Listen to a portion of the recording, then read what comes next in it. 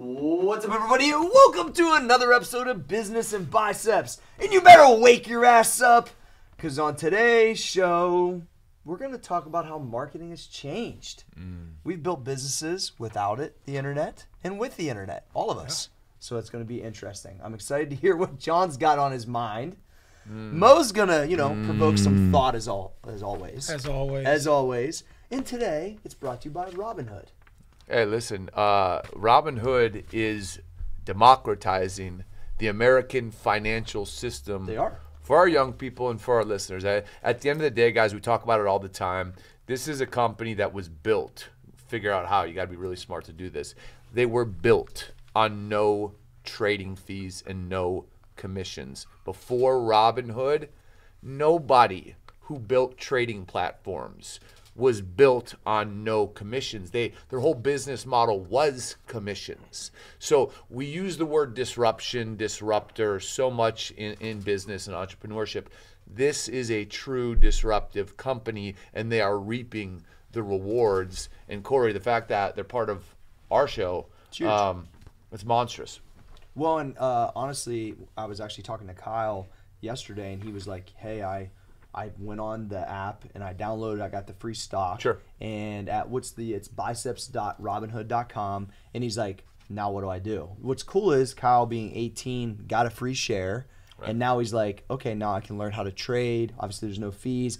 It just gets people in the game, dude. It's like one of the coolest things we've done on the show, I think, sponsorship wise, because we talk about being in that, and it gives there's no barrier to entry. Well, right, and for a guy like Kyle, or for anybody, right? You learn to look at 10Ks, you learn to look at quarterly reports, you learn to look at profit and loss. That's all part of being a shareholder, and that experience is invaluable. Different level of financial IQ. Absolutely, I love it. Mo, hey Mo. When you download that, you gotta let me know.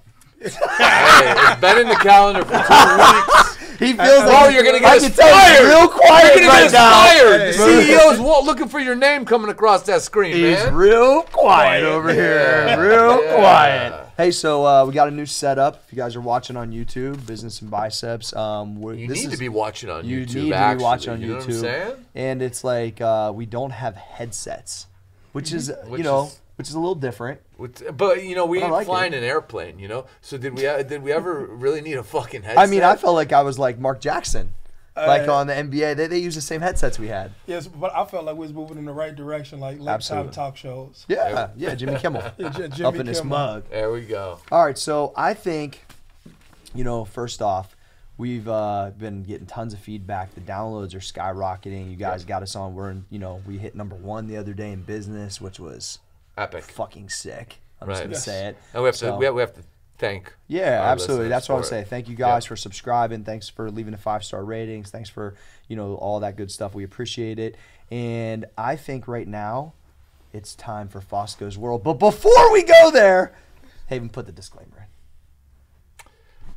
Oh man. Okay, so this is actually in response to a question that you got on social media, and something I was thinking about on my way here, which is typically where all these crazy thoughts come from. But first, I'm going to read the question that you got, and the question is, are you religious? And if so, how does your religion play not only into your everyday life, but in your family's and your business life? And I'm going to stop it right there and kind of go to an umbrella category, and that's like talking about things that we're not supposed to talk about, right?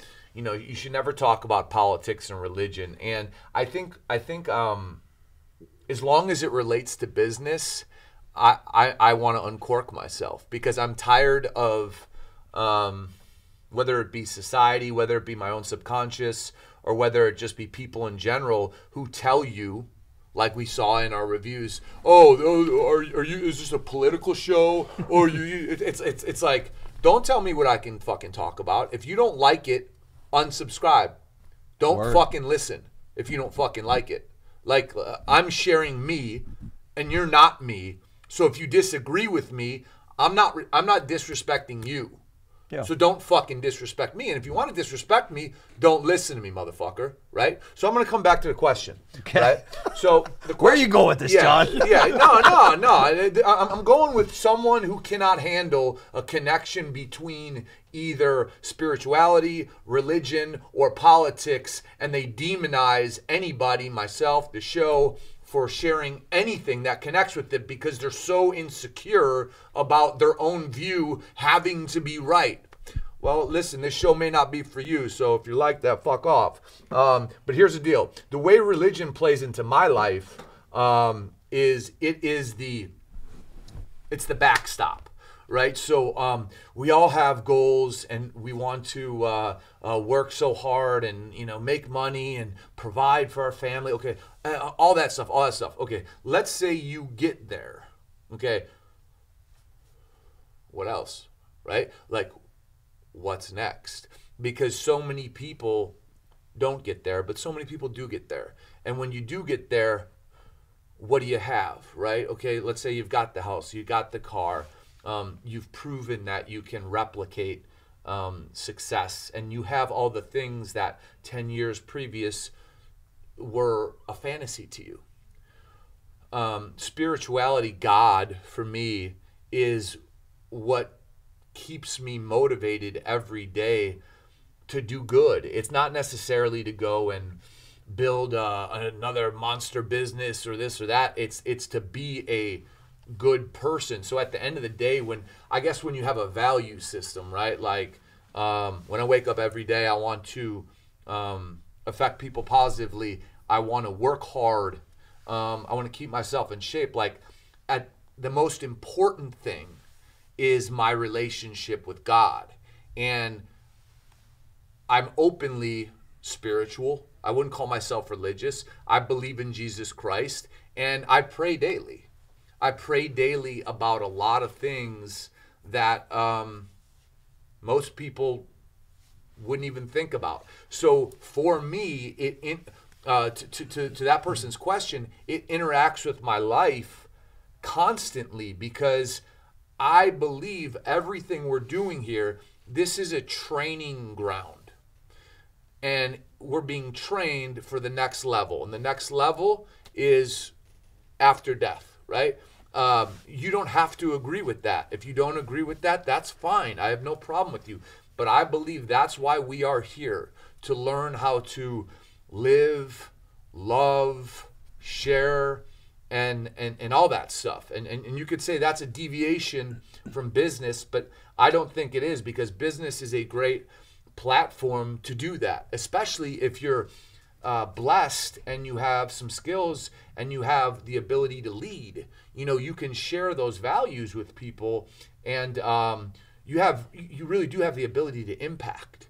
So to me, that inner need, which I think was a driver for us to start the show, to impact people, is stemming from my relationship with God or Jesus Christ, right? That's how it interacts. And I just would say, like, don't, like I'm tired of people hesitating or feeling like they have to be corked up about this. Like I think the most important message is you don't have to agree with me, and I still respect and it's you. Okay. And I got love for you, man. Like, you don't have to agree with me, and I don't have to agree with you. Could tell me you think Jesus Christ is the biggest fucking lie in the world. That's fine. I still respect you. But it's my life. He plays a part in my life. And like it or not, he always will be. And I'm not trying to sell nobody on him. But I believe it helps me in business, because if I am, let's say, just being financially motivated or just thinking about me, it is a moral compass. Jesus to me, and God to me, and something else bigger than me is what keeps me like, okay, John, like you can't fucking act like that. Like, it's like a regulator. You know what I'm saying? So I just wanted to take the cap off that and just be like, for me, when I feel like sharing my views, I'm going to share my views. And if people don't agree with them, then they don't have to listen.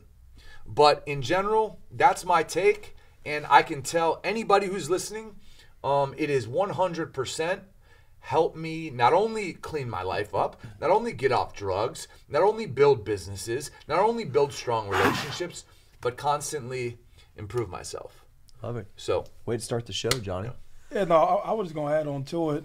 This is more for the gentleman who even, had something to say in the comment section that just, I think it's showing a sign of maturity when you can listen to somebody, not necessarily agree with everything that they got to say, but to just understand where they're coming from.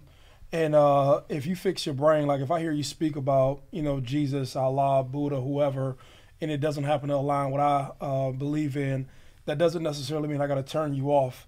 What it means is just, okay, that's his belief, but there may be other content within the podcast or the messaging that may be able to help. But, that shouldn't be a driving factor behind, putting a negative comment, or just say, hey, fuck you and your whole show.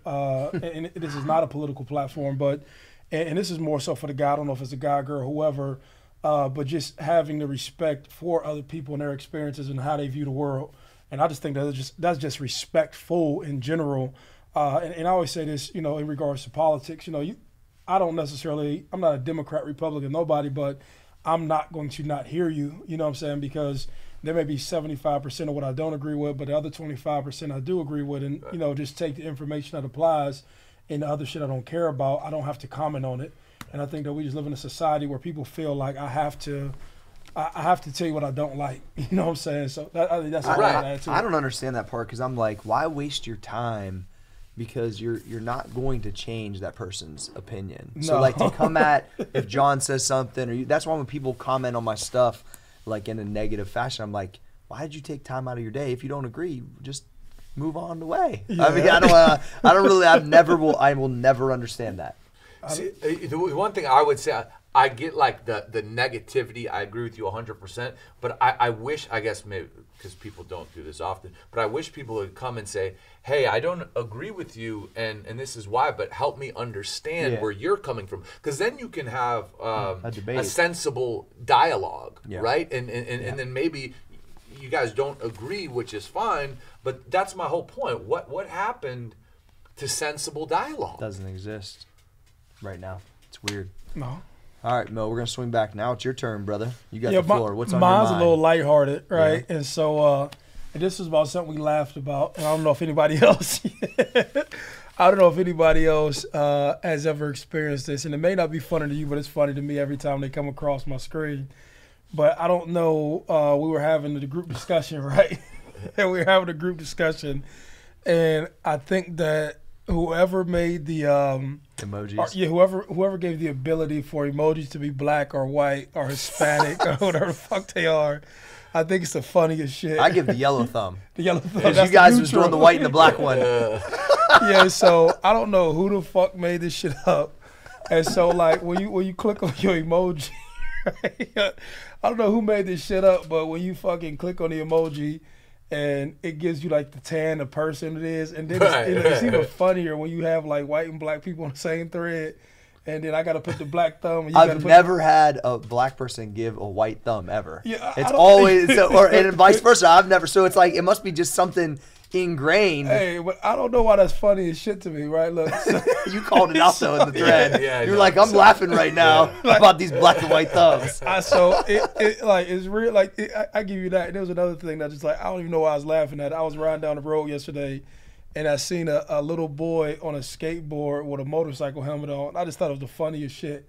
Just real random. I was like, this motherfucker got a motorcycle helmet on. You know what I'm saying? And the motorcycle helmet matched the skateboard, and I just was like, "What the fuck?" But it was funny to me, right? So may not be funny else to anybody else, but it was funny to me. That's the lightheartedness to be the direct opposite of Donnie Fosco. But the other one was they wanted me to speak on, or I was not wanted to, but just speaking on how you stay dialed in and just I think we've hit on this a bunch. But you never can hear it too much. And it's literally, and I spoke about it last week, and I went to the conference, is really focusing on your mind, body, and spirit. I'm pretty sure that people have heard it in many different places. But just like anything else, it's sort of like just in an instance, I don't know why this analogy comes up. It's no difference than your fucking car constantly need maintenance. You know what I'm saying? And your mind, body, and spirit constantly need maintenance, constantly need taken care of. And just, just my short routine that, if anybody else can adapt it and apply it to their lives, it may be different than Corey's, may be different than John's, but my thing will stand out in. And this is something I've become better at lately. Every morning, and I didn't used to do it as much, and it's going downstairs and writing my goals on my dry erase board. And so I would write them down maybe once every 2 weeks. I would come back and address them, or I would talk about things that I'm working on. But lately, and I would say lately as in probably like the last few months, has been able to constantly come down the steps, constantly go to the whiteboard, constantly write them down, see what I'm working on, leave them from there, go into the kitchen. I literally sit in the same chair, literally grab my shoes from the same spot, and this is all before I get ready to go to the gym. I sit in the same spot, and I'm meditating and visualizing. As I'm doing that, I'm constantly watching the clock on the stove, but gearing up for the day, and more than anything, I'm trying to dictate or prime. I call it like priming myself. You know what I'm saying? I'm priming myself on what attitude I want to take towards the gym, and there's a whole lot of self-talk in that period, and so. Just the isolation, just the kitchen being dark, the living room being dark. There's nothing I'm looking at but the fucking green numbers on the stove, and getting ready for the day, and the attitude that I'm having towards getting to the car and going to the gym. Like that stuff just really, locks me in and dials me in regards to into what it is that I have to do for the day. And being dialed in and sticking to a routine is kind of like one and the same. And I think having the ability to stay in a routine helps to keep you dialed in. And I think that each person has their own sort of routine for what they feel makes them successful. And the benefits of having that routine allows you to build a discipline that even when you don't want to do it, just a discipline from your body, sort of like to a guy who wakes up early in the morning, right? I would love on the weekend if my body would just say, okay, I want to sleep till 9. Totally. Yeah, but my body says like, fuck you, I'm getting up, motherfucker. You know what I'm saying? Yeah. So true. But the ability is that I'm up earlier. I'm able to get a head start on the day. And please understand this part. And this is, tell me when I run over my time. Good. Because I don't want to run over. The world typically during the weekdays, I don't believe starts until about 9 o'clock. Up until about 9 o'clock, people are trying to get to their destination. So if you can get up, and I'm up now about 4:45 now, up ready, walking around the house at 4:45. If you can get in that space from 4:45 or 5 until about 8:30, 9 o'clock, you've gained 4 hours out your week that were probably utilized sleeping or utilized doing some other bullshit. And when you become that intentional about how you spend your time, or that discipline with understanding the importance of the opportunity of you being able to work on yourself, build into your schedule, or work on what you're working on, just things you start to accomplish, you can't lie that they all come from you being disciplined, dialed into a routine, and just sharpening up your life. And so you can never hear enough of it. I'm glad that Haven basically gave the question to me, but that's it. I think just supreme discipline on a daily level. I think we all trying to search for it and get it and apply it every day because you understand the results. It's no difference than, it's like the guy who goes in and he just start fighting. Every time I think about John, I think about UFC for whatever reason, right? So it's like the guy because he ran shit there for so long. Yeah, so but I think about it, right? So it's like the guy who he's on his path to be a champion, and like when you're on your initial path to be a champion, you listen to every coach, and you really until you become a champion, you don't know if this process works. You know what I'm saying? And you just got a motherfucker helping you to dial in and do this and do that and eat this and eat that.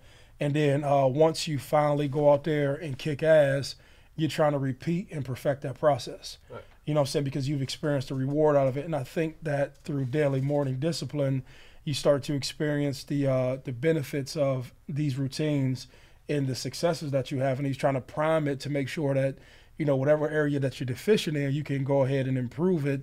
But I think that's what we're all chasing. And the shit that doesn't work, that's the shit you try to eliminate and minimize. But I think that's my thing. But hopefully that added value to some people. And, I've ran over my time and we'll, pass the ball off the court. Business is the ultimate sport.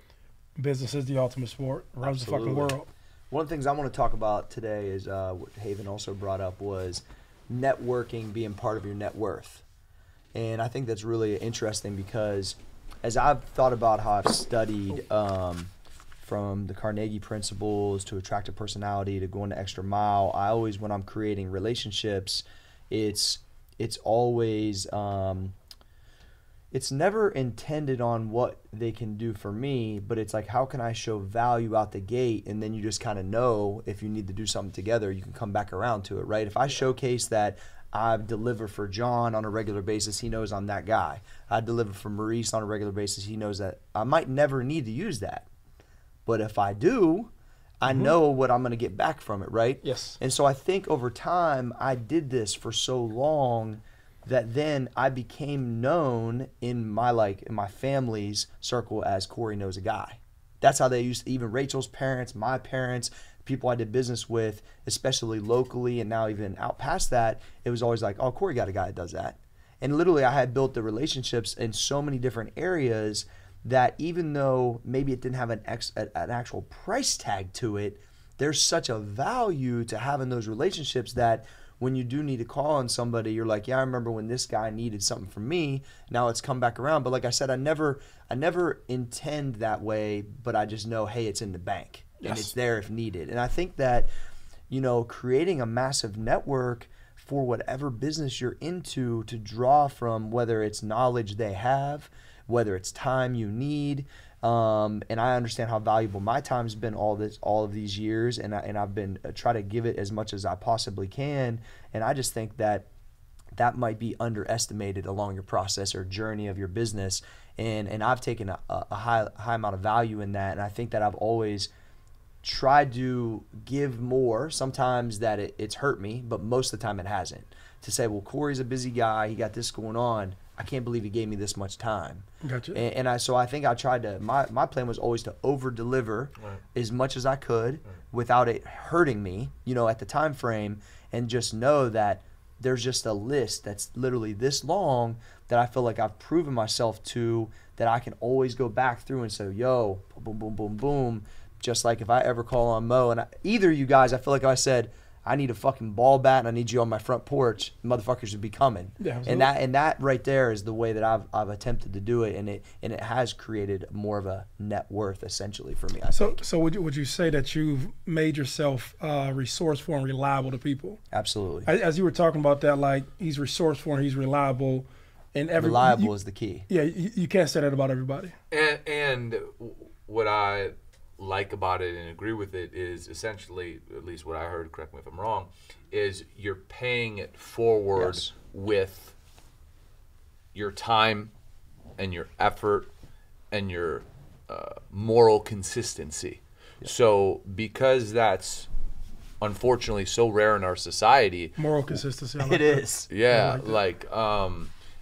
people are just going to appreciate it, and what I'm hearing is you're not doing it so they owe you. Mm-hmm. But when you are in positions where you may need some aid, you have built relationships through trying to do the right thing that you feel comfortable calling on. Absolutely. And I think that has been something that I've done naturally, but started to understand the power of it shortly after I started. Isn't it beautiful, right? The power of doing the right thing. Yeah, it just works out. It's a powerful thing. It it's is. A powerful token in business, and it's not a bad thing.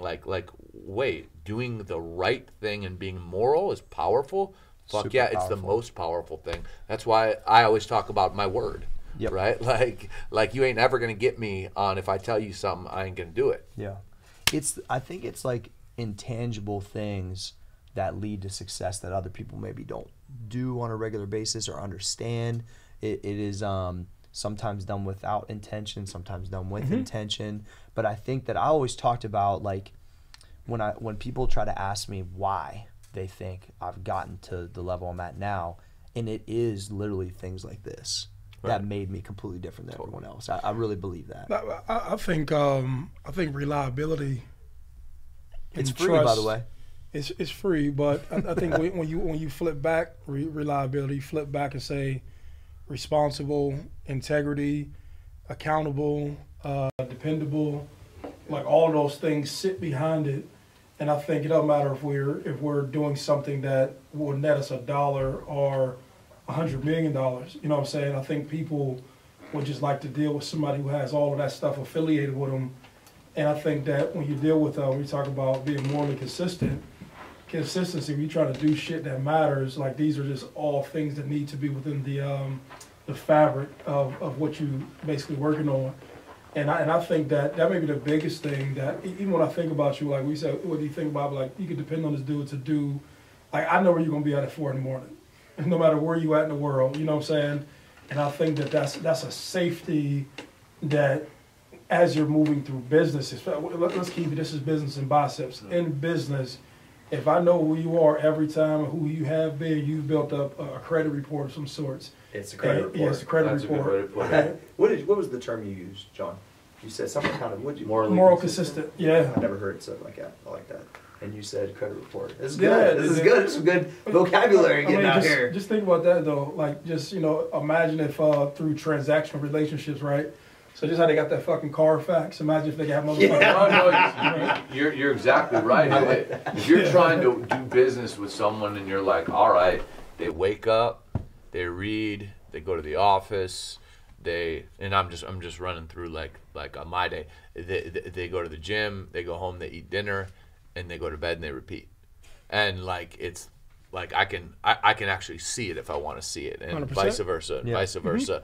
Then you're like, okay, it's safe to work with this person. It's safe to invest my time. It's safe to invest my mind into this person. So one day we will unfold that. You just gave a great topic, like how do you assess who you do business with?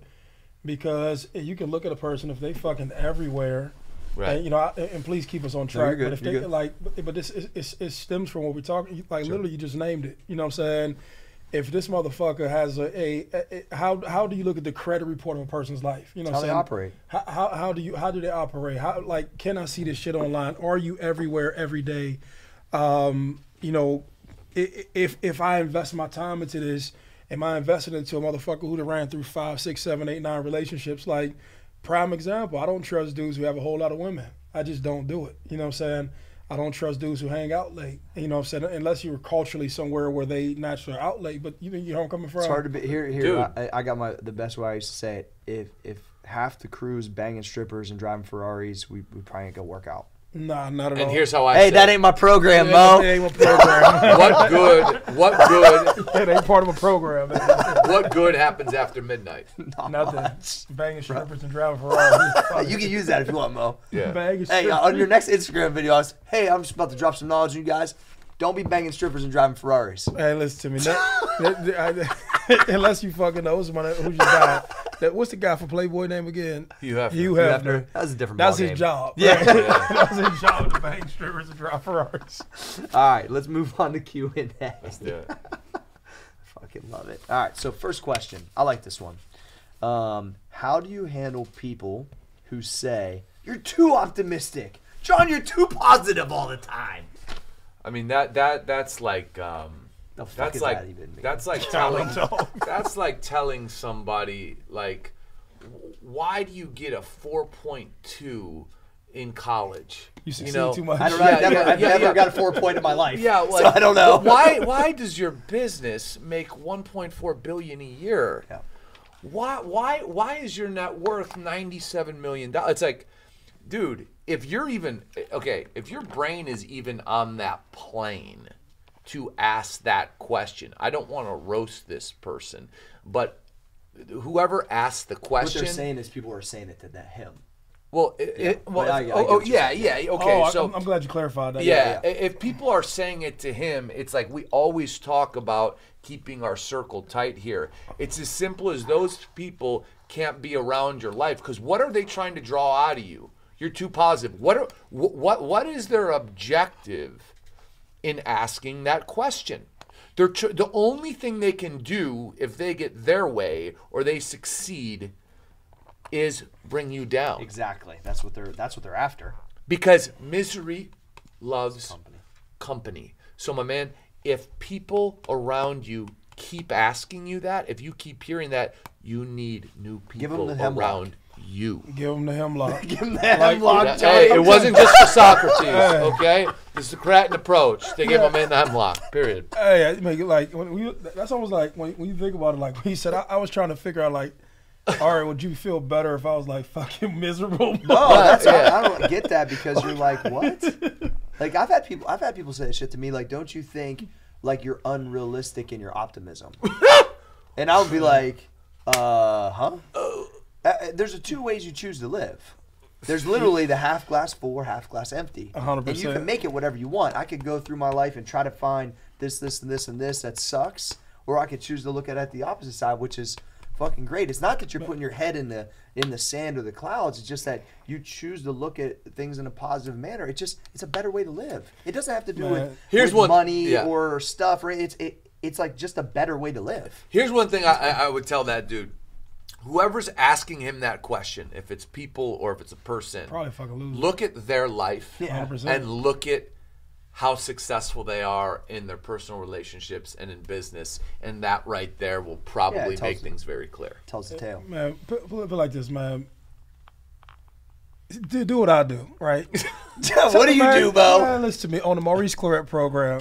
Okay. Man, you shut the fuck up. Listen to me. Like, if somebody just like, man, shut the fuck up. Like, sometimes you gotta tell people to shut the fuck up. Or you'd be like, why would you ask such a dumbass question like that? No, just tell them shut the fuck up. Like, if you ask me why am I happy all the time, and that comes out your mouth, right? Yeah. Shut the fuck up. Like, just stop it right there. Cut next. Right. Like, dude, you don't like shut the fuck up. Like, you're not stupid. It sounds. It's so ridiculous. We sound stupid. Look, we sound stupid. Even saying it. We sound stupid talking about it. Yeah. Like, but I believe that when somebody, think about this, right? When you're the person in your circle that starts to change dramatically, that's probably something that is definitely said. Like because some people, they're in this situation, and then all of a sudden they're like, they get the definite purpose. They're the ones that want to make the change. Mm-hmm. No one around them gets it. I think that's where a lot of this stuff comes from. That's why you got to create a new circle. Exactly. Agreed, Johnny. But I think that's where that comes from, Mo. You know what I'm saying? Man, fuck these dudes. That's why you got to get rid of them. Listen, you know, I used to be so much on the survivor's remorse stuff. Oh, I'm leaving the crowd. Man, fuck these dudes. Everybody wakes up with the same fucking opportunity, bro. Yep. Listen to me. I was last week. I seen a dude tell me over the last 4 years, from multiple people, I've taken myself from a drywaller to a millionaire. I've seen a guy say I took myself from a firefighter to a millionaire. You know what these dudes was doing? They was sitting down learning. They was investing into themselves. They got their ass up. They was hustling. They was believing. They knew shit didn't work out. So all this poor me shit and why you living life and I'm not living life? Fuck these dudes, man. That's how I feel about these dudes now. If you really want, I sit over here humble sometimes, but today I feel like telling these dudes, fuck them.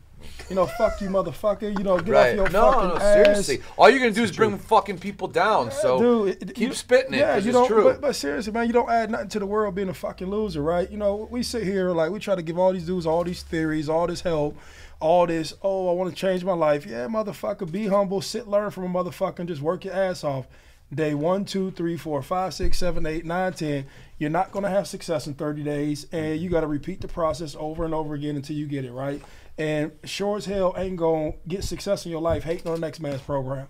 That's it. If dude is excited all the time, the question should be, if he a fucking loser, how the fuck did that make you happen? How did you get to the space where you're optimistic about something? Exactly. How are you happy every day? Teach me. Teach me every day. John, you said something, it wasn't on here, but it was off camera the other day about when things are more in that manner, you do believe that they're going to work. We talked about something like that the other day, you remember?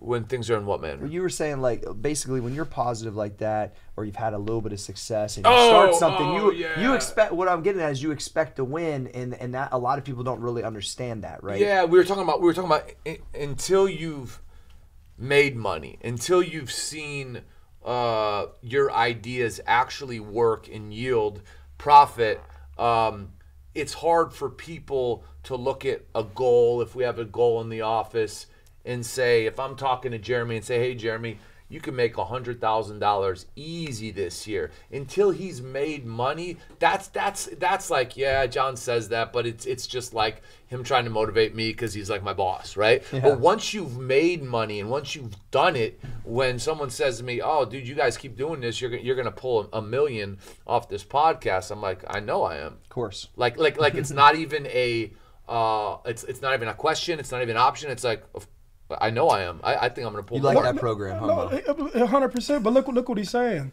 right? So you've either learned yourself or something. Remember I talked about the fighter, and then he wins the championship. Yeah. So that 100,000, that million was like the championship. So he understands the process. Yep. So he looks at Jeremy and say, hey, if you keep on following this program, if you got to look at these guys like the trainers. If these guys have raised prize fighters before, if these guys have done shit to get certain results. Like, you're a fucking fool for not listening. Like, sometimes we get all this self-talk in our head, like, it won't happen, it won't happen, it won't happen.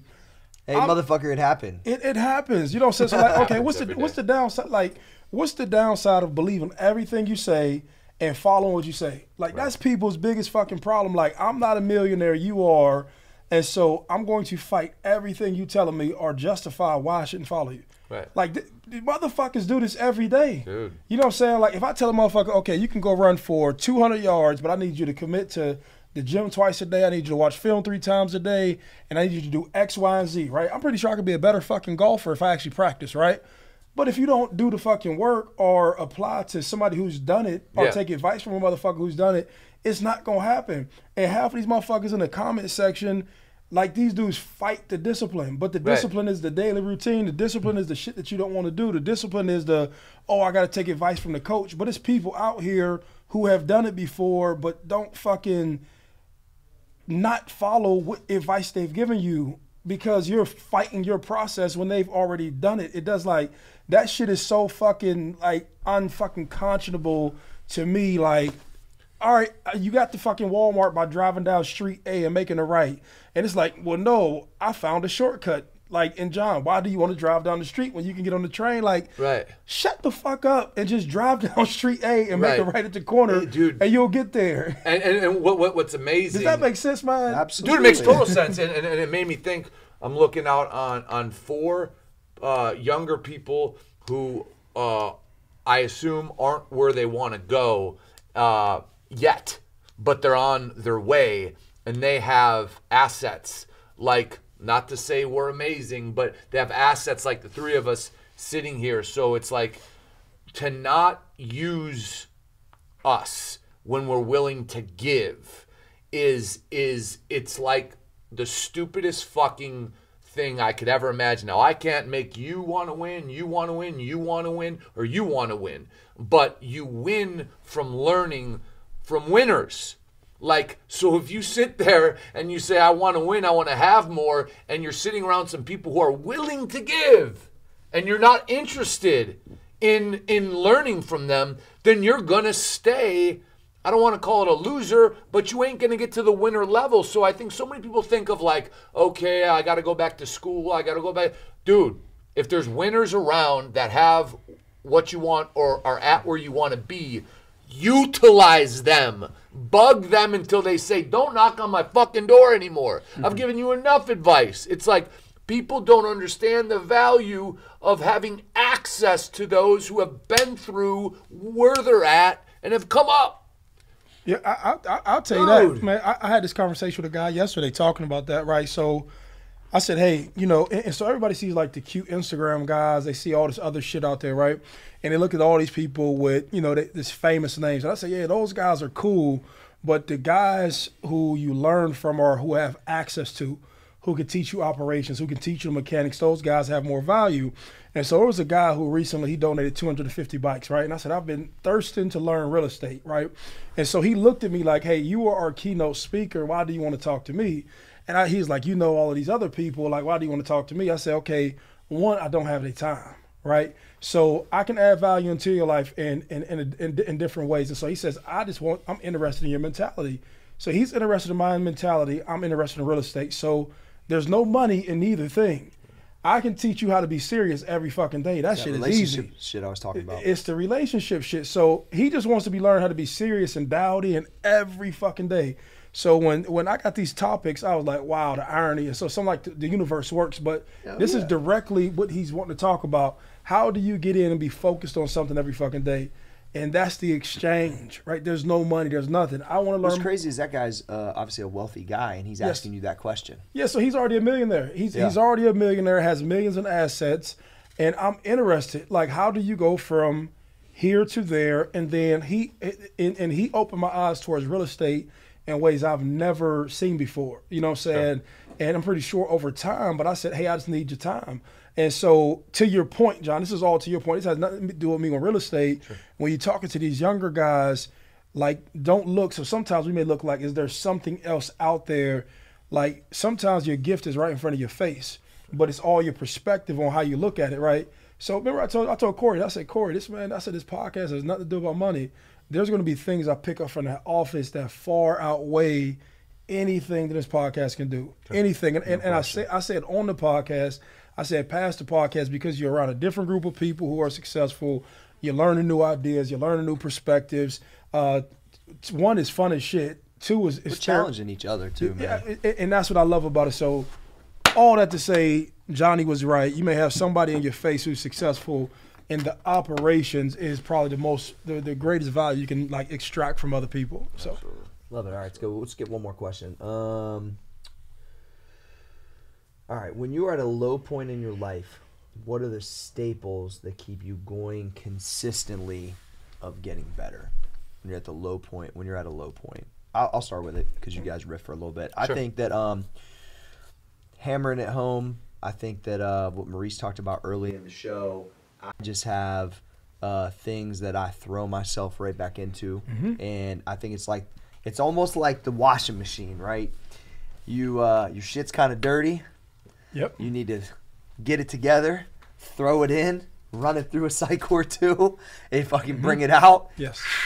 Hang it up and let it dry. Like, I think sometimes you can get off track for a while, and I never get wildly off track. I just, over the 20 years that I've, kind of set these things in place for myself, but there is a process to where, look, I need to run through the fucking car wash down the street real quick and get it together. So just to say, like, you get off of the tight discipline. Correct. Absolutely. Because I'm just trying to clarify. Yeah, no, absolutely agree. I'm glad you did it. At the end of the day, the ultimate discipline is rewarded. It has never not been for me. 100%. And that's something I talked about on my Instagram the other day. I was like, if I am off the track, all I have to do is get a checklist and say, where is it off at? Where does it need more discipline? And can I consistently do that in 1,000% every time it works? Never doesn't work. Listen to me. It never doesn't work. So I wouldn't riff on the same. I mean, I'm not going to waste their time, but my exact thing is exactly what Corey said. If I'm not waking up early, if I'm not reading or listening to some audio book, if I'm not socializing around good people, and I don't have a schedule. So my biggest thing is that my schedule. I know, I've got it before. Huh? Your schedule's tight, man. It's like, yeah. So to the listener, the only thing I would add on. So my thing is 100% like Corey, and I'm off track. The way I get back on track is getting back into the gym, getting to reading, getting into the mind, body, spirit routine. That's like my foundation. But if my schedule isn't dialed into the minute, I was here, I said I need to take a phone call at 9:20. I need to take another one at 9:40 or 8:45 and 8:20, and I knew I had to be here at 10. I'm taking calls. I'm dialing stuff. When I start missing that stuff, I start to realize, okay, I need to dial back into my schedule, get everything scheduled, and that's when I feel like I'm in my groove. I'll say, just in general, my mindset on stuff like this is, rooted in the art of war. So I truly look at it like nobody's going to beat me or nothing will beat me. So if I'm down in life is beating me, but it hasn't beat me yet. Yeah. So I plug into what I always refer to as my healthy ego, and I'm like, you're on your back, bitch. Like you're losing the battle, but you're about to lose the war, right? You just got put down. Yeah. Are you going to get up or are you going to stay down? And it's like when someone calls me a pussy, right? That is my number one trigger to like. So that's the one. Don't that's say the that. One. Don't that's my trigger because you're challenging everything about me, right? This is just, I'm not saying it's right. Classic. Right? Oh, I'm just laughing. So I'm just saying it. Like it's on, right? Uh-huh. It's just on. So basically what I do is I put myself in that mental space where like life is calling me a pussy and life is beating me down. Yep. So how the fuck do I fight back? And for me, we've talked about this before, I fight back through reflection. When I am the most successful, when I'm the most effective, and the most on point, I am reflecting every morning. And when I say reflecting, I mean literally like talking to myself for 20 to 30 minutes. I'm talking to myself about, why am I here? How did I get here? How the fuck did I get here? And how do I get out? Yeah. Right? That's my way to start jabbing my way back. Here we go. So what are you trying to, is it all for, I'm trying, like, what are you trying to accomplish when you do the self-talk? So I'm just trying to learn myself. You're talking about if I'm at a low, or just on a daily basis? No, if you're at a low point. What I'm trying to accomplish is to figure out how I got there, right? Because if I'm talking to myself and I'm asking myself the right questions, I'll figure out how I got there. Once I figure out how I got there, then I could figure out how I get the fuck out and start fighting back, right? Because I was above, but I fell, so I know what it takes to get above. So it's like, what were the things I did before that took me to a place that's much higher than this? And how the fuck did I get clipped with that right hook that put me down here? Okay, back to the basics, John. You got to start here. You have to. It's almost like you have to accept the fact that you're on your ass, and that's the hard part for me as a man, is accepting it. And then it's how the fuck to get up. But accepting. You said something about the things that I did that led me to hold the championship trophy up weren't the same things I was doing after I was trying to get ready for the NFL. 100%. Right?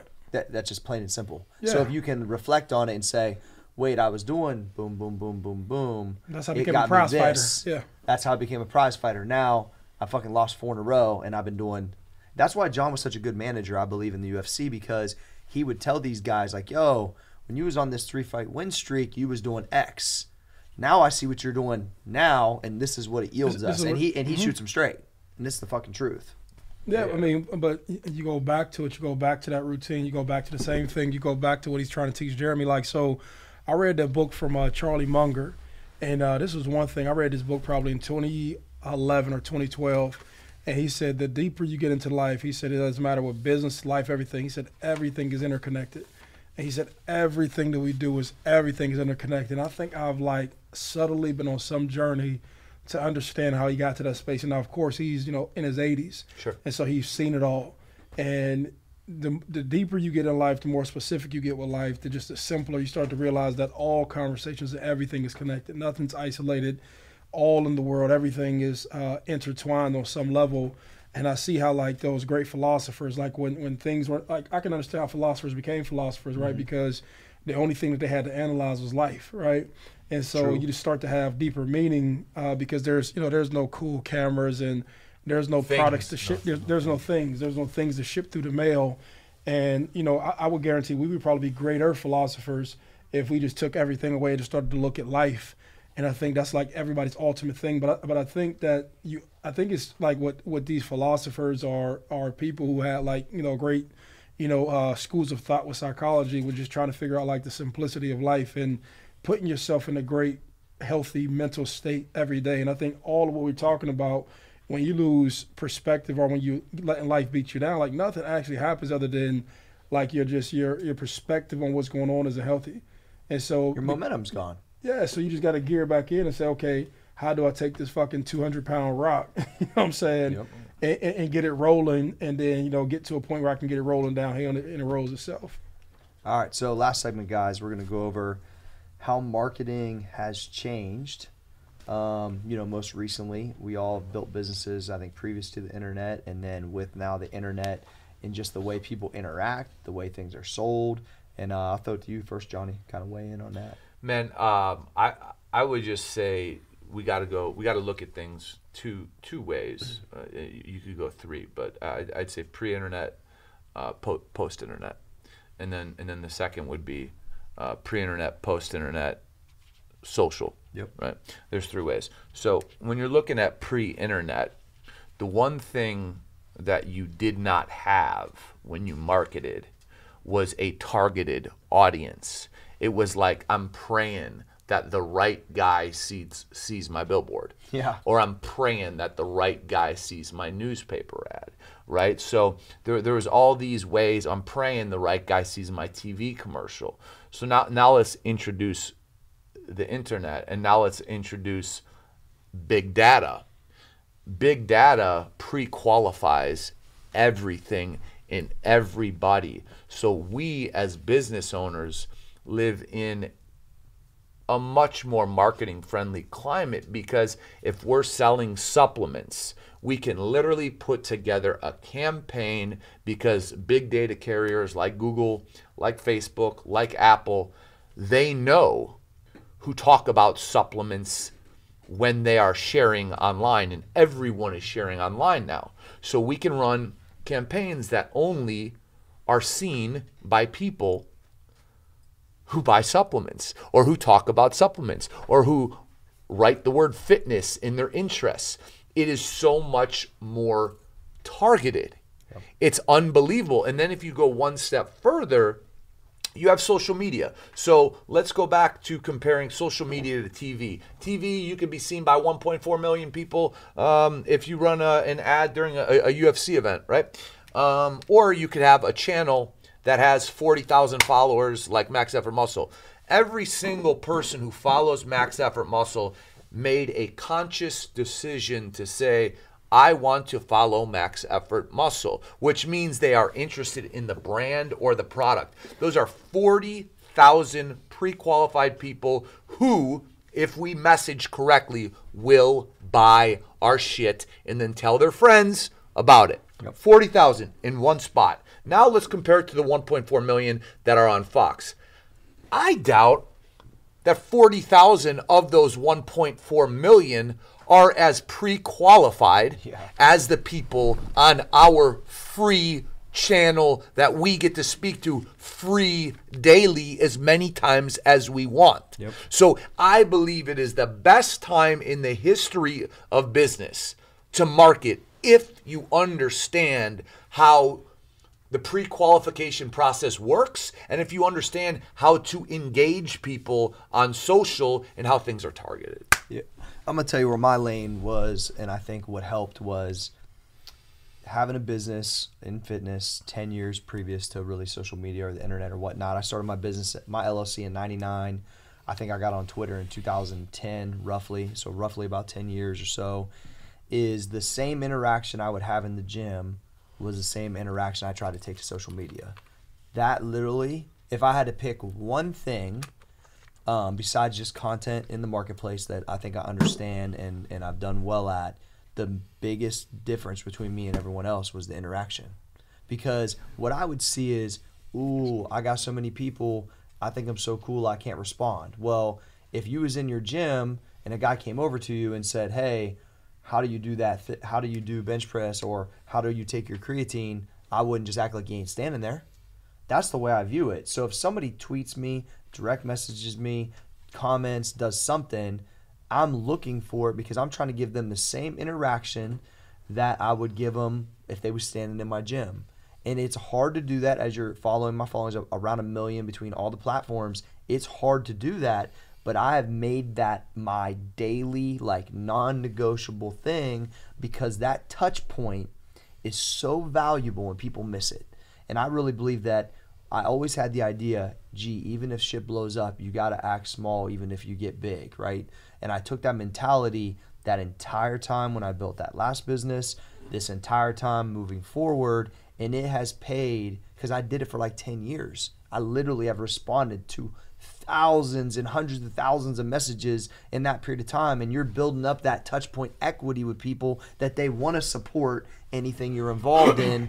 And I just think that right there was something that was severely overlooked, and it probably still is. Yeah, I think you two kind of touched on, what marketing was like prior to it. We talk about billboards and TV, and I was going to add to your point, John, earlier, even from a TV standpoint, in comparison to social media, you didn't have the ability to say, hey, let me see this and click on something to take me to something that I really want. It was actual, like, I have to get up, get in the car, go to a store and go get it. You know what I'm saying? Right. Or I have to, like, you had to go to, a supplement store or wherever products would be held, Walmart or whatever, to go do that, which is a big deal. Or go from there to go to the internet, then to find a website, then to do all that. But social media is like a one-stop shop, baby. You know what I'm saying? It takes you to the end customer. Absolutely. Or it takes you to the sale. It takes you to the completion. But I don't know a whole lot about marketing, so I'm not about to act like it, but I will say I can add value to what you're talking about. And this was weird to me, and this is, I can kind of say this like, so coming from an athletic space, you know, when you're marketing yourself, people want to see you, they want to feel you, they want to hear from you. And having the ability to take your personality and take it from just, hey, you only get to meet me when you see me, to, hey, I'm responding to your question. And people perceive you in different lights. Like if you have a brand or if you're an athlete of some sorts, they appreciate the fact that you're having a normal conversation. And that was always like, that was a switch to me to understand that social media brought even people who thought that they were a lot more important than people, it brought everybody to the same a dining hall of some sorts, right? And so we all can tap on each other's shoulders and we all can ask a direct question. And I know your eyes will see this. And so how the human life works is like, you know, we're all on the same page, right? And so to be able to give a response to people and be able to engage and talk to them, that's a direct correlation to if they want to even be interested if I want to buy a product, right? So just because you talk to me doesn't necessarily mean that you have to buy something or support something. Literally, it just means that, you know, now I'm interested in you. Now I get you. I'm like, okay, you're not here everywhere. You gave me a real answer, and I'll tell you like no tomorrow. Like that is a huge thing, even to the point. This is just a small thing. Like I even had to get used to people you're not even knowing when they come up to you, they start talking to you as if they know you. And then like your brain is like, motherfucker, I don't know you. But yeah, these motherfuckers do know you because you put your life on social media. And so you're almost reminding yourself like, what did I put on social media for this person to make this a talking point? Case in point, I was out and about somewhere and I was sitting at a table and a lady started talking to me about the summer camp we're running. And so like in my natural brain, I'm like, I didn't come here for a summer camp. This event that I'm gonna has nothing to do with a summer camp. But she looks on Facebook, she looks on Instagram, she looks at all these platforms, and she feels like I know you. And when you're talking about marketing products, like that's the trust you're building up with people. People consistently see you doing stuff. That's that reputation that you're creating. Like, you know, that to like, remember you said, if I could see you, talk to you, know where you at, the whole nine. Yeah. All of that stuff adds validity. And then when it's time to deliver a product, like, okay, if I can trust you, I trust what you're saying about max effort is cool. If I can trust that you're in the gym, you're using the shit every day, this is what you look like. This is what it is. And so I don't know what sort of value that adds to anybody. That's just like my real thought. But to Corey's point, I've learned, and I don't do it as much as you do because I'm like usually just my downfall is that I'm not like a real time answer. Like I'll get to the end of the day and see somebody has said something to me 6 hours ago, and it's not out of anything other than I'm focused on something else. Sure. Still getting back to them. But I still came back to them, and you can see that they'll respond and appreciate it. But I want to ask you a question real quick because you have a trump card that you don't, at least from my perception, that you don't use, and I respect it because I'm not a big social media interactor, but for so many. Listen, I'll just say this first. I'm not a big college football fan. I could probably remember your season more than any college football season ever when you were doing what you did at Ohio State. So you're always gonna be enshrined in like the memories of Ohio State fans and college football fans. That's just a fact. Yeah. Like if I didn't know you, like your name is an immediate, yeah, of course. Associated with college football. Right. Yes. And what you did was special and represents moments to so many people in their lives, and I'm sure they can remember, you know, where they were at, who they were with, all this stuff. But you don't use that to reel people in for, let's say, the benefit of the red zone, right? And I understand you completely have moved on, and that's like your second life. But have you consciously thought about that, or are you just out of that? So it becomes a thing, but it's the back of the relationship, right? So many guys lead, and that's all they have. You know, it becomes like the costume. It becomes like, let me show you my ring. Let me tell you what I did from there, and let that be the reason you deal with me. And it's really, I call it like it's really like the welfare program, right? And Ohio State being my welfare program. Let me show you what I did from a football standpoint, And it's really an insult to the person to let me play on the fact that you're a fan of some sorts and let that be the reason you deal with me. Yeah. And so I just think it's just like bitch shit, you know what I'm saying? It's like grow up, learn something. And so as you're dealing with, so I'll give you a perfect example. There's a physician I'm doing business with, right? And I said, hey, I know our relationship before this was cool and it was about football and us being friends. But I said, hey, from a business standpoint, let me just show you that I really know what the hell I'm talking about, right? And it became more about the business. And then the fact is that this relationship will remain longer because it's like, it's not just an experience from I'm hanging out with that person experiences. So there's a lot of guys, you know, and I tell them to their face all the time, it's like, y'all lead with the wrong thing. Y'all lead with these people are so much fans that I don't have to know everything. But people only deal with you based on people's longevity of dealing with you is based upon the depth of your knowledge, your experience, and what it is that you know. Yeah. And if it's just a fanboy situation, these people will end up making you like the whore or like I get to go golf with, like, you know, anytime I like cringe sometimes. You see like these athletes, like their whole life is after they're done playing sports is they just invited to the golf tournaments, you know what I'm saying? Or they just, you become like the token nigga, you know what I'm saying? Like I got a black friend who played football. And that's like your brother said on the 30 for 30. And there he goes the neighborhood. Jim Brown come up in here. No, go ahead.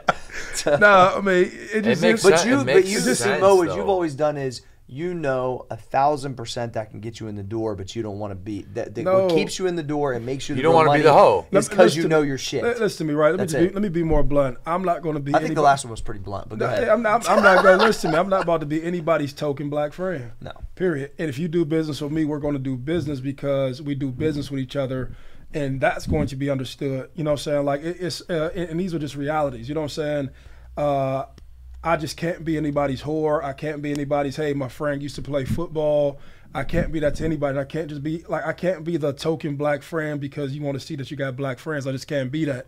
And half of these guys whore themselves out and they think it's because I play for the Cowboys, the Steelers, or some of these things, but they don't realize that they're the butt of the joke and you're not actually unfolding that relationship. And so you cheat yourself by leading with that stuff. You know what I'm saying? What you need to lead with is that I know something, I learned something, I've dealt with something. Oh, I used to do that shit. You know what I'm saying? But these guys don't mean, but that comes from humility and saying, okay, like just think about this, right? I don't care if you fucking play baseball, football, hockey, golf, you was a UFC fighter and you're done fighting or anything, right? Please understand this. You were a professional at that thing. Right? You developed a craft and a skill set for that thing. So anything else that you want to get into, you're starting off as a rookie. Yeah. You have relationships, but the expertise and operational standpoint or the knowledge of a industry or a product, it just doesn't exist. And so it may make sense for you to activate those relationships later, but you have to learn about something. And so I've been understanding that you need to learn about something, master that something, and then, I know John, I can go talk to him or sell to him because he's learned from me through football. You know what I'm saying? But these guys lead with like, fuck that shit. I want to skip like what's those few places on a Monopoly board? I want to skip. Place? Yeah, I want Boardwalk and Park Place. No, I want to. What's the first place? It's like the little shitty Pasco? properties. You know, Baltic. They want to skip like the shitty places. They want to skip Connecticut and Virginia and Tennessee. They want to skip all the little railroads and shit and get immediately to Boardwalk. But like, so it can be it's most people's crutches after they're done playing. Yes, like listen to me. Instead of like the advantage. I always wonder about that. I get it. You're like a hoe. You listen to me. A lot of these guys you see professional athletes because these dudes be broken down after, and this is just real shit. Like, so one thing I'm good at having real conversations with everybody, black, white, businessman, whatever, right? True that. And what happens is these dudes look at these dudes like they broke down, and they almost feel sorry for you when they say, hey, come over here and enjoy yourself, but they feel sorry that your ass is dumb and you don't know shit. Like there was no reason this kid graduated from a university. I'm not going to say it. You don't graduate with a degree in financial planning, and then you ask me, how do I go about buying a car? You know what I'm saying? It's almost embarrassing. Yeah. He didn't know the process of like, how do I apply for a loan? Like literally knew, but you have a financial planning degree. Wow. But to let him know you have motivation inside of you. You have hustle inside of you because you did it athletically. Now, intellectually you need to apply yourself the same way. Accept the fact that you're a rookie. Accept it and fucking start doing cone So, drills. but like this, guys that make- I'm Go about to ahead. connect it for you. How do you get up off that ground, right? You go on your head. Remember you talked about accepting earlier? exactly. Accept the fact that I've been knocked down, Yeah. but you're just accepting it in a different area. I've been knocked down. I'm here. I'm getting off this mat. How do I get my ass back up? How did I get there? So, How did I get to the league? My How did I- fault. Go ahead. Well, no, I was saying, Mo, is that when you've made money, if you've been in the league for a little while, even if you're on league minimum, when you make money like that, you just assume, hey, I was really good at this, so now I can walk over here. They don't assume that they're back to rookie level again. No, That- They don't even know, I bet. So No, they don't. They don't know, but these guys are not humble. Right. So Well, yeah, right. like this, so athletes believe like I've accomplished X, so it merits me this respect across every board or every line, right? So, John, I walked in here. I just scored 5 touchdowns last week, right? We're about to do a deal on footballs, right? Motherfucker, I should have the dominant voice in this, you know what I'm saying? Or my opinion should mean more, and they don't get that, you know But what I'm John saying? owns the manufacturer, so he's going to school your ass. Listen, but in my head, I don't get that. Or I like so athletes, and this is to your point last year. Athletes are a victim of wanting to stay cool. You know what I'm saying? So motherfucker, remember you was like stay away from sexy. You don't realize how many responses I got from people on that, right? Like stay away from sexy. Like literally, athletes want things to be sexy. So like these guys want to be cute. They want to be sexy. I got to have the newest car. I got to still remain my level of coolness. But that your level of coolness is what sends your ass to the fucking poorhouse. You know what I'm saying? For a number of reasons. And these guys, they just don't fucking get it. And to be seen as if like so just like this, right? 90% of these dudes will fuck up their money. Like that's a given fact. And that just come from I gotta have fucking $600,000 in clothes. I gotta have the jewelry. I gotta now the little cool choker chains. I gotta have Jordans everywhere. I gotta have $400 dreams. I gotta have an entourage. I gotta be first class on every plane, everywhere I go. And then when I'm done, I don't realize that I've just spent fucking thousands of dollars, right? And that concept, like of them living that life, and literally it's like they build this fantasy, then get mad that they can't maintain the fantasy. And then they start to blame, like, oh, the women left me. Well, the bitch was only in your life. Oh, excuse me, I feel bad. Right? Yeah. She was only in your life. Yeah, beat that out, right? So. Well, she is a bitch if she was only. Yeah. in your So life. there you go. Well, here we go. Right. Yeah. I mean, she was only in your life for the enjoyment. And this is dudes, man. This is guys. This is any level. I don't care. This ain't no white or black Reese, thing. is this you think why the other a lot of the players don't really fuck with you? Yes, because you're Because telling you're them telling them the reality. It's Right. reality. That's been a running trend since I've known you. Man, They don't want to wake up from the dream. Brother, listen to me, but you give it to them hard facts. Listen to me, Yeah. dude. You fucked up your money. These women only like you from what you were facilitating, right, bro? Listen to me, women. Let me tell you like this, man. Listen to me. Everybody can look in the mirror and say like, oh, I'm like a Don Juan motherfucker. I'm just an average dude, right? I realized when I started scoring touchdowns, they were only fucking me because I was scoring touchdowns. I'm not like what's the dude Rico Suave? Yeah. You know, I'm not Rico like Suave. like I ain't no just like motherfucking. Yeah. I'm not like no eye candy motherfucker. Right. You Yeah. have sex with me because you think I can take you somewhere. That's Right. it. You know what I'm saying? That's it. You know what I'm saying? I don't have like no amazing personality. Like at 18, 19 years old, I'm just a cool high school guy and college guy. This is why you're fucking me. But the guys don't want to deal with this reality. You know what I'm saying? And so then when the party's over and you've been financially irresponsible, all these people want to go. Your dudes who are around you, they only want to be around you from you facilitating what they wish they could facilitate. So, oh, I get to finally be in the VIP section. Oh, I get to finally get a first class flight. You know, so I don't got to pay for shit. I don't got to pay for shit, dude. It's the fantasy. You know what I'm saying? Yep. And so when the clock stops and you know God he quits giving you this check for $30,000 a week, and your habits are used to spending $50,000 a week. Yeah. You know what I'm saying? And then you have no discipline. It's hard to pull it back. Yeah, but I'm trying to educate these young dudes, older dudes too. You have to put the stop on your life and say, okay, how do I just save what I have? How do I go get my ass a fucking basic apartment? Tell the girl, look, hey, let's make this hard fast. This is all I have. This is all I'm going to do. Go back to being a rookie. Let me go back to being a rookie in life. I got to get my shit together. You will start to see the people who are supposed to be in your life, those people to shape up. And is it a hard pill to swallow? Absolutely it is. But you will forever be on a financial decline if you keep on trying to do things to facilitate that lifestyle and nothing actually is sticking. So that's my 2 cents about I like that. it. That's a good wrap. I love it. Man, good job today, guys. Yeah. That was good. New mics is good too. Job Haven. Shout out to Haven, the producer, making it happen. We got some egg cartons on the wall, so the sound's better. Yeah. I like it. All right, brought to you by Robinhood, one of my favorite sponsors, John. Yeah. I mean, you're making all kinds of. I mean, we can't say. I know there's some.